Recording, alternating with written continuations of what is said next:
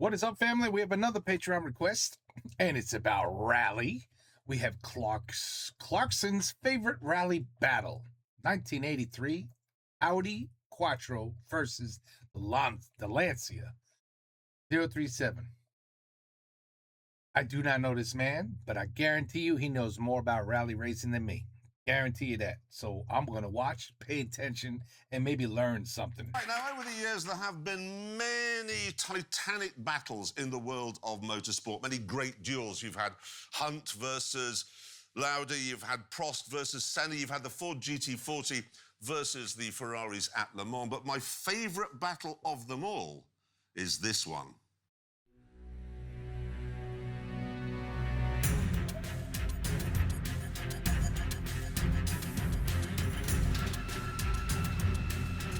Back in 1977, Audi was developing this four-wheel drive vehicle for the German military, and they had a bit of a thought.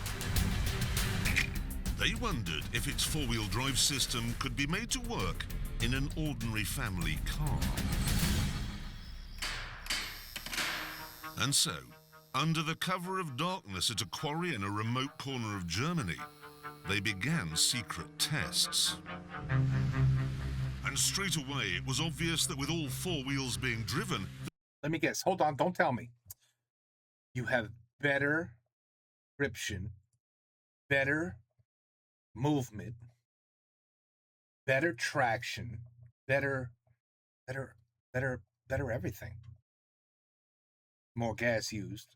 But that's, we won't talk about that part. The family car had an enormous amount of grip. Grip! This meant it could go round corners on loose surfaces like that much faster. And that, they reckoned, would make it good at rallying.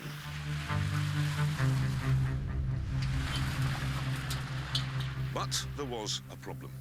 What I've got here is the 1979 Motor Racing Rulebook. It's the most boring book in the world, but whatever. Here on page 8 million, Article 2 says that in rallying, four-wheel drive cars will not be admitted.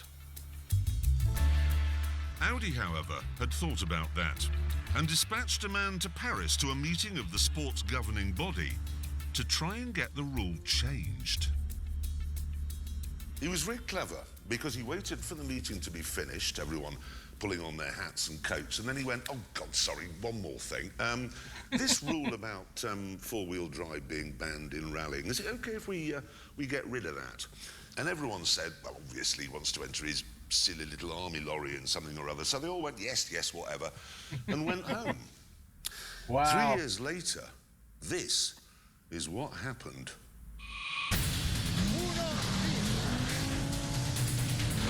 Drive Quattro is all-conquering, and the Audi has been proved master of all conditions. Superior power and traction with a turbocharged four-wheel drive Audi is too much. Bjorn Valdegaard has wasted no time in proving the dominance of the four-wheel drive Quattro. Hannu Mikkola has scored a tremendous victory. So Quattros hold all the aces, first, second and third. Audi won the World Championship in 1982 with this very car, actually, and from that moment on, everyone knew that to win in rallying, you had to have four-wheel drive. Well, when I say everyone...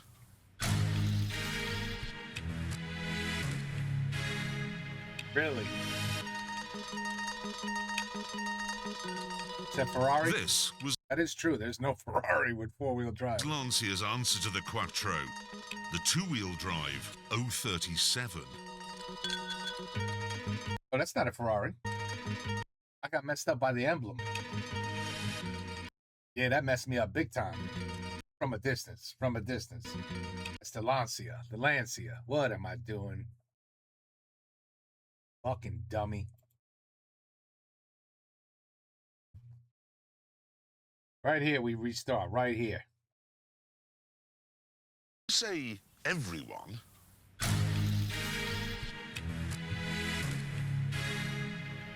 Looks like a Ferrari real quick, right? Right there, like an old Ferrari. Even the emblem looks close, but they would never put an emblem on the side like that. This was Lancia. Lancia's answer to the Quattro. Lancia. The two-wheel drive 037. It's a sick-looking car. That's a sick-looking car. I've got a bit of a soft spot for all old Lancias, but in this, it's not soft.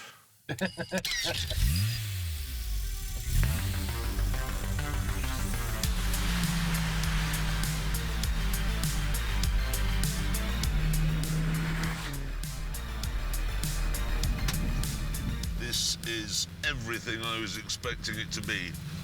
Pops, bangs, lumpy petrol, a dashboard dominated by this enormous and very well-used ashtray. Completely Italian. Honestly, it is dainty as a dandelion seed caught in a summer breeze and as agile as a Did he just drift? water boatman. I mean, that was... Damn! That was just glorious through there. Glorious. Wow. It feels highly strung. Feels like a thoroughbred. It's fast as well. Oh, wow, what a thing this is. Look at him go. On a dry track then, or in a beauty contest, the 037 would thrash the Quattro any day of the week. Yeah, but now let's talk about rain and snow and dirt. But in the rough and tumble crash-bang-wallop world of rallying, not a chance. Yeah. What's more, Audi was backed by the industrial might of Volkswagen. It was efficient and organised. This was the team boss, Roland Gumpert. And look at him, a hands-on, bearded German doctor of engineering. Lancia's team boss, meanwhile, well, he was a bit different. His name was Cesare Fiorio, and he liked girls and powerboat racing. Also, he was running a team staffed by Italians on a shoestring. And then there were the drivers. Audi had Hannu Mikkola and Stig Blomqvist and Michel Mouton, En bas que je vois rien, en bas. who had won 21 rallies between them. Quattro was the car on everybody's lips, you know, in rally business. And of course, we were developing the car all the time. It was getting better and better. We were well funded, you know, and that time it was a big team. Lancia, meanwhile, had Marco Alain and Walter Rall, who was brilliant, but said he didn't want to compete in every event and didn't want to be world champion. That's I odd. told them, listen, I want to win Monte Carlo. I like Corsica, I like Acropoli, I like New Zealand, I like Sanremo. I only do these 5 or 6 beautiful rallies and nothing more. I am not interested to win any more the World Championship title. I want to be a normal man, not something special. And if we're always in the newspaper and everywhere, of course you're never alone because people standing in front of a house and I don't like her. Wow. So, Audi I had like his four-wheel attitude. drive, a proven car, a team staffed by Germans, a hands-on boss, and a squad of world-class drivers who were motivated and on it. Lancia, meanwhile, had a budget of £3.75, two-wheel drive, a powerboating playboy at the helm, and a part-time driver who didn't want to be world champion. What could go wrong? However, What could go wrong? Lancia did have one ace up its sleeve. They'd been in rallying for ages. They'd won the championship 4 times with cars like the Fulvia and then the Stratos. So although their powerboating team boss looked like a playboy, he knew all the tricks. For example, the rules said that before you could enter a car in a rally, you had to build at least 400 examples which could be sold as road cars to customers. What? What kind of rule is Now, that? obviously, when officials from the sports governing body turn up to check you've done that, they are going to notice if you've only made 200? So you say yes. But you see, this car park was full. So the other 200 are in a car park on the other side of town. And then you say, let's go and count those now. And on the way, why don't we stop off for a spot of lunch? You then make sure the lunch goes on for a very long time. You have a starter, a main course. So turn it into candles for 3 days, got into... Dude, they're moving the cars from one lot to the other. That's fucking brilliant. Pudding, cheese, well, when I say reverse, careered backwards. Mince. That's awesome. More cheese. Shame to waste the bottle. Oh, and then afterwards, you take them to another car park, which contains, miraculously, the other 200 cars. That's awesome. Ah, that's great. Then you had the cars themselves. Wow. The rules say they must be fitted with roll cages. But roll cages are heavy. They'll slow you down. So why not use something like this instead? It looks like a roll cage. It would pass a visual inspection every day of the week. But actually, it's made from cardboard. Look. I'm not saying Lancia... Damn, we're kind of just saying, you know, we don't give a shit about a driver, you know what I'm saying? Like, if he rolls and kills himself, don't look at us. I mean, we really thought the cardboard would save him, you know? We're shocked that we're just as shocked as you guys, you know? That's kind of messed up. That's kind of messed up. It actually did that. But if you examine these crashed 037s, you can see they weren't exactly strong. My family and my friends around me said, listen, why you signed for Lancia? This car is so dangerous. If you see these thin tubes and these plastic things, if you went off, then it's maybe the last accident you have. And I answered, listen, I am not planning to have an accident. However, I really do like that guy's attitude. Despite Lancia's experience and Gisari's cunning, no one expected them to do well in the first round of the 1983 championship, which was held in the freezing mountains above Monte Carlo. That was great. We were very much afraid about this rally because you can find a lot of snow, ice, slippery conditions, where, of course, a mid-engine car with real wheel traction is not the best idea. So, whilst Audi prepared for the event by fettling its cars, Lancia got ready by going to the supermarket. Here they bought all the salt they could lay their hands on. They then sprinkled this on the difficult corners so that by the time their car came along, the ice was gone. That's legal? That's legal? And they weren't finished there. We have been also pushing local authorities taking care of the French roads, say, oh, there's a lot of ice on that road. It's very dangerous for spectators and for the drivers with all this ice. Man, they're sneaky. Smart as shit, but sneaky. Oh, yes.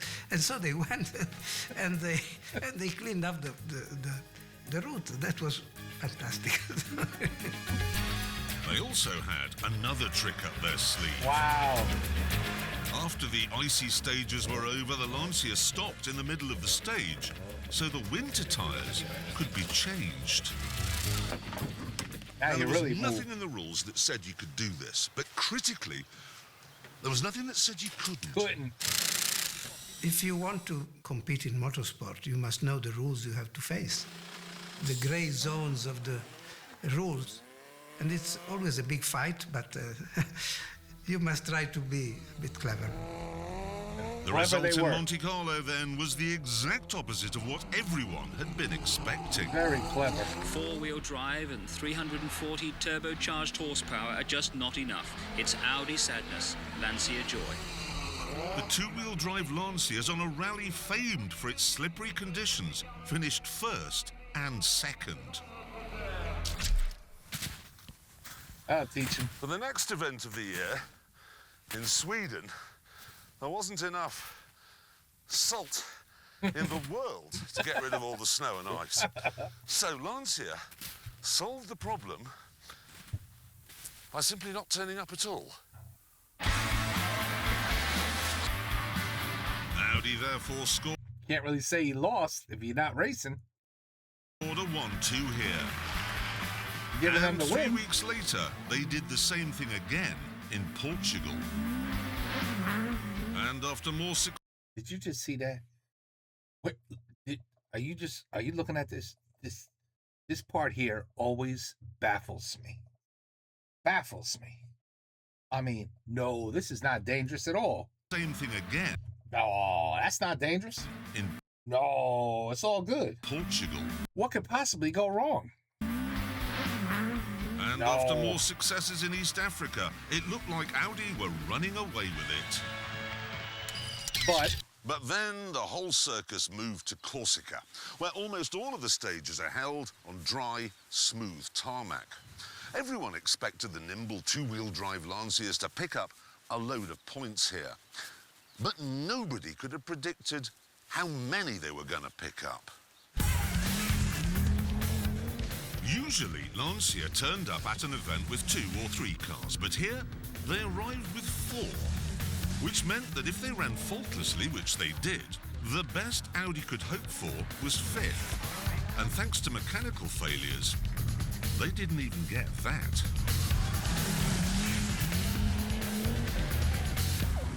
With our speed, it's just like holiday. Wow. So, Lancia, with its salt and its tyre-changing antics and its flexible approach to how many cars were in the team, was back on top of the leaderboard. But then, the whole circus moved to the roughest and toughest event on the European calendar. Greece.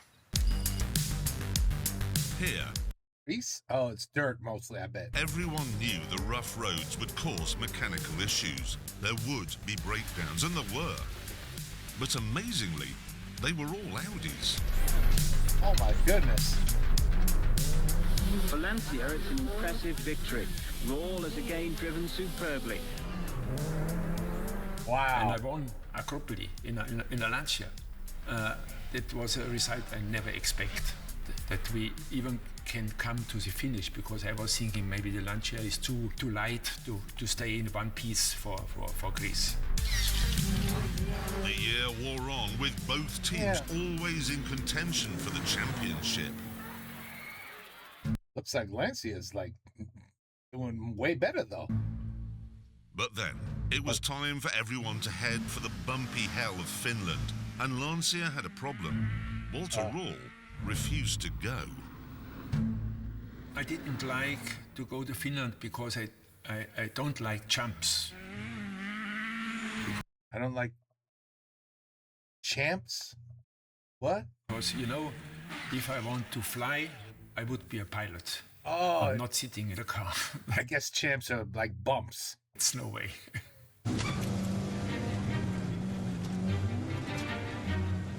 Well, thank God there's no spectators around in case you lose control, you know. Oh, wait. Oh. Because of his no-show, Audi won. Easily.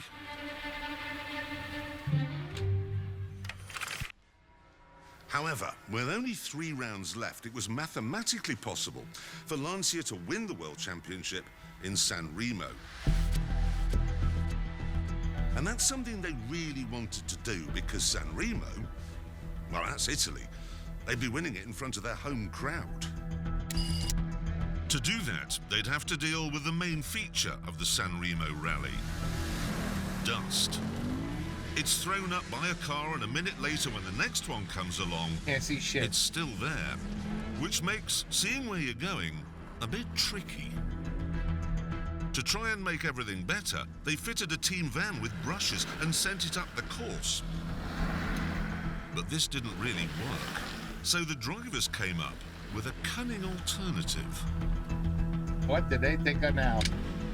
On one stage, a minute after the German car had set off and the Lancia was supposed to go, They waited longer. They waited longer. It didn't move. So the starter went over to see what was wrong. I'm really sorry, my belt. I don't know how it's happened. It's come undone. I know. I should have done this before we came to the start line. It's my bad, really. Oh no, they've all come undone. I feel like such an idiot. I just need to. By the time the problem had been solved, the dust, luckily, had all gone. Right, we're good to go now. Oh no, the door. Oh, there it is. Annoyingly, the officials quickly put a stop to this boss hoggery. So, if Lancia was going to win here on gravel, it would all be down to the skill of the driver. And boy, did Walter Rall rise to the occasion. Looking back in my career, it was maybe my best rally in my life I have done. It was just like a dream.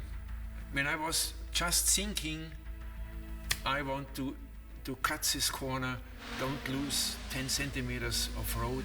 The car was going exactly on this point and it was flowing. It was just, nobody can beat me. And then there was the magnificent 037 itself.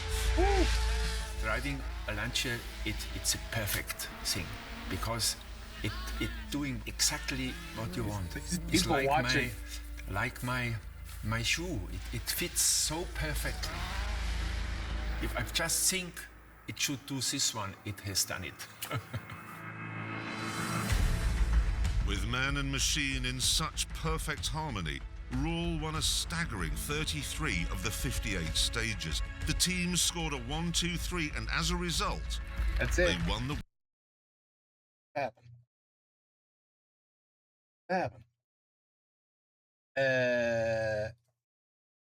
Copyright? Hold on, what just happened here? Must be copyright or something because the music everything just cut out. With man and machine in such perfect harmony, Rall won a staggering 33 of the 58 stages. The team scored a 1-2-3, and as a result, they won the... Okay, well, thank God it's at the end of the video.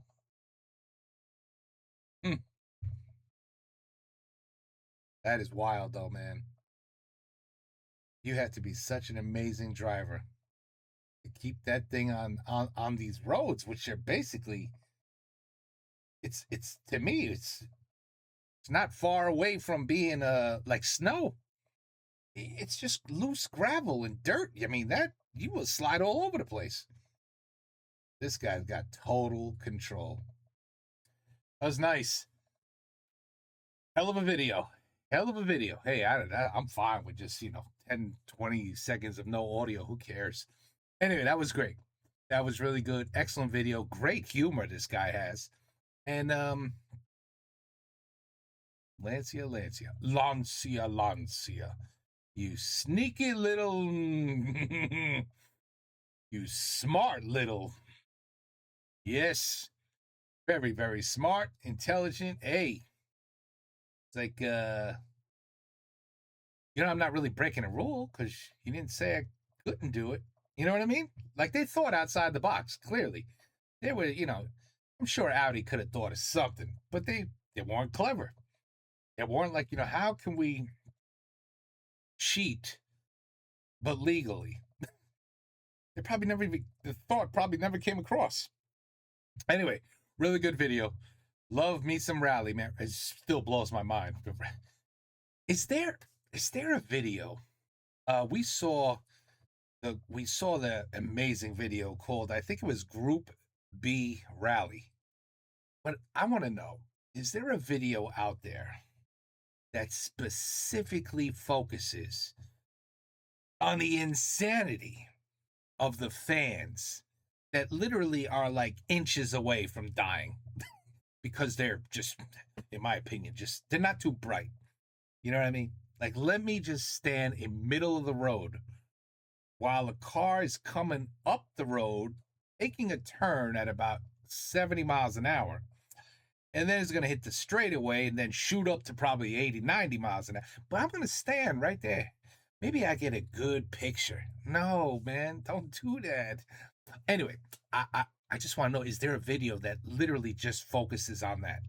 Like, all the close calls, and even, dare I say, a bad accident where the car goes flying into the crowd, I'm not looking for like massive carnage and death, but something, not too gory, but something that really shows the effects of not too bright fans, I would think, that just want to get a little too involved with the racing. I'd be curious to see a video like that as well. Anyway, great video. Just everything great all around with this one. Good request. Take care. Peace out. Have a good night.